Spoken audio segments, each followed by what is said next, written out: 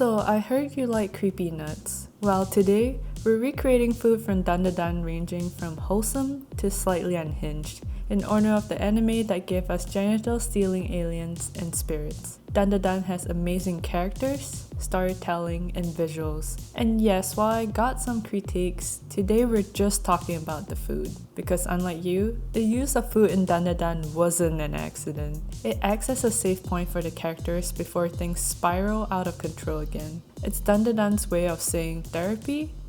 Pfft, I'd rather eat. Somen is a Japanese noodle dish similar to soba that is consumed cold, making it a great dish for the incoming hot weather. Compared to soba noodles that have a nuttier flavor, somen is very light and springy. If you've been living on instant ramen, you got all the skills that you need to make this dish. We'll start by boiling a quart of water, and once it's rolling, add 1 or 2 bundles of the somen noodles. Cook them according to the package instructions. Should be about 3 minutes, which is longer than some of you will last. Stir occasionally so that they don't stick. Then strain the noodles, rinse them with cold water, and toss them in an ice bath so that they can chill out. The somen dipping sauce is called metsuyu. Often it's just labeled as soba sauce. You can make this from scratch or just buy a bottled one and pretend you made it. Add some ice to it and it's good to go. In the anime, we can see that for toppings they had ham, cucumber, egg, some kind of greens, green onion, and ginger paste. The drink of choice is barley tea. Ham is really easy, if I could just get the damn thing out of the packaging. Okay, there we go. And then just slice thinly. For the cucumbers, I like to slice them diagonally and then thinly into matchsticks because I'm fancy like that. For eggs, we're only using 2 today because that's all I can afford in this economy. So beat those up with some salt and pepper. Then pour it into a hot oiled up pan. After 2 to 3 minutes, the edges should be cooked. So flip. Transfer to a plate with some paper towels and give it the airport pat down to soak up excess oils. I then roll up the egg and cut it into strips using kitchen scissors. This way, your cutting board won't get all greased up. In a similar fashion, roll up your lettuce like a fat joint and slice into thin strips. Assemble all of the ingredients on a plate and we're ready to eat. Give the somen noodles a good mix to prevent it from drying out. Grab a little bit, dip into your sauce, and enjoy. This is so refreshing, and a solid flex when you only have 5 minutes to prove to your mom that you're an adult. The noodles keep well too as long as you don't let them fully dry out like your dating prospects. So we can't talk about Dandadan without talking about the star of the show, aka Okarun's golden balls. This dish was actually suggested by JT, a fellow YouTuber and longtime supporter of the channel. We had a lot of fun brainstorming Dandadan recipes together, and honestly, he's just one of the kindest, most uplifting people I've met on here.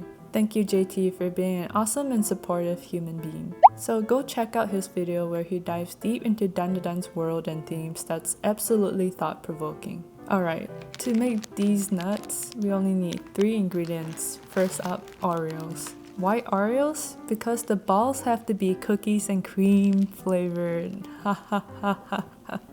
Okay, I'll stop. But know that I'm crushed, just like your ball. For this recipe, you need 24 Oreos, and a family pack has 40. Don't ask me how I know that. Using a rolling pin, smash them well until there are no more large crumbs and you get a fine powder. I recommend using sturdier bags than I did because somehow I managed to rip both of them. Whip up room temperature cream cheese in a bowl and mix in all the crushed Oreos evenly until you eventually get something that looks like, roll it into balls. I went for Okarun's cannon size, but you do you. You should end up with about 6 large family jewels, and freeze these for an hour. Now we can prepare the white chocolate dip. We need enough to submerge the whole ball, so at least 150 grams. Don't forget the chocolate tax. Melt the chocolate in the microwave 30 seconds at a time, stirring in between. You might have to repeat this a few times, but try not to boil the chocolate unless you want to clean your microwave. Once it's nice and silky, take one of this. There we go. Spear one of the frozen balls, then quickly dip the ball into the melted white chocolate, allowing any excess to drip off. Let it rest upright and it will harden in a minute. Now to get that golden sheen, we'll need edible luster dust. I got this off of Amazon, but a lot of them are giving questionable, so use it at your own risk. The instructions said to mix and apply with alcohol, but I found dry brushing a lot easier. And there we have it, Okarun's golden balls. But how does it taste? It's like an Oreo flavored Kinder Surprise. Have it with tea and only eat a little bit at a time since it's quite rich and hard to explain to others why you're eating a whole golden nutsack. When Peeny Weeny was introduced as an enemy, I didn't think much of it and I was not prepared for his tragic backstory. Like, what do you mean his wife passed away, his kid is sick, and he's out here risking his life for blood money? Literally, because your blood is cow milk. Get it? To honor him, just drinking milk would be so lame, so let's make some milk blood pudding. This is ultra addictive and very easy to make, starting with 2.5 grams of gelatin sheets. Soak these in cold water for 3 minutes to soften. Turn on the stove to low heat, just enough to warm 200 ml of milk, add 20 grams of sugar and a teeny tiny pinch of salt. Mix well to help the sugar dissolve.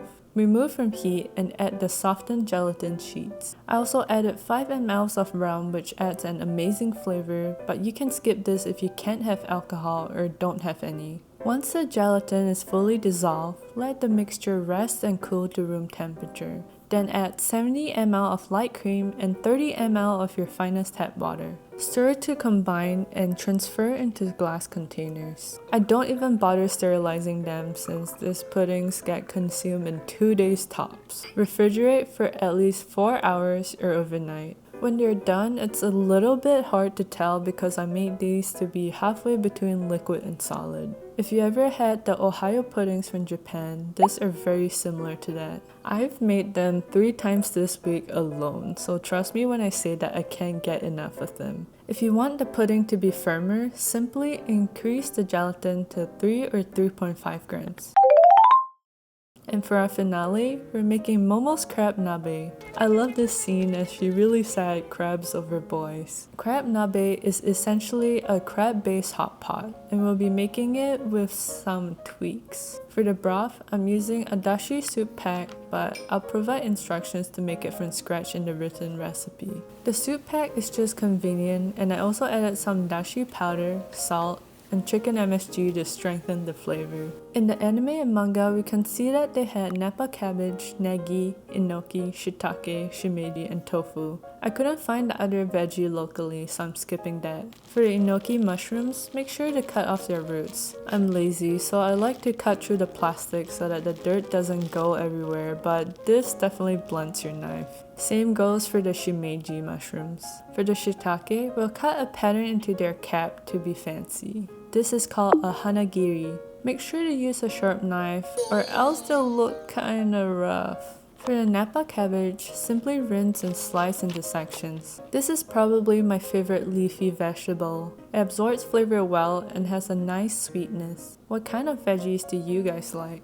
For tofu, we're using silken because it's hot pot and you're a criminal if you even consider using anything else. At this point, you might be wondering, what about the crab? Well, we have crab at home. Sorry, we're not monetized, so this is all I can afford at the moment. Now we just have to assemble the ingredients and bring it to a boil. Ta-da! Struggle meal crab nabe. Without real crab in here, make sure to taste the soup and add some additional seasonings to power it up. I also have sesame sauce on the side just like they did in the anime. This is from the Kewpie brand and it's so good. You know. Serve yourself a bowl once everything is thoroughly cooked and itadakimasu. I love hot pot dishes. They're so easy to make and always helps my constipated ass eat a bunch of veggies. But the real MVP here is the sesame sauce. It's tangy and rich, which balances out the lightness of everything else. After boiling the crab meat, whatever flavor was in it has left the chat. I recommend just eating it on the side, uncooked. Also, feel free to add any other ingredients you like. And that's all I got for y'all today. If you enjoy anime recipes, subscribe so that you don't miss out on future ones and check out some of the other videos. Until next time, Bye!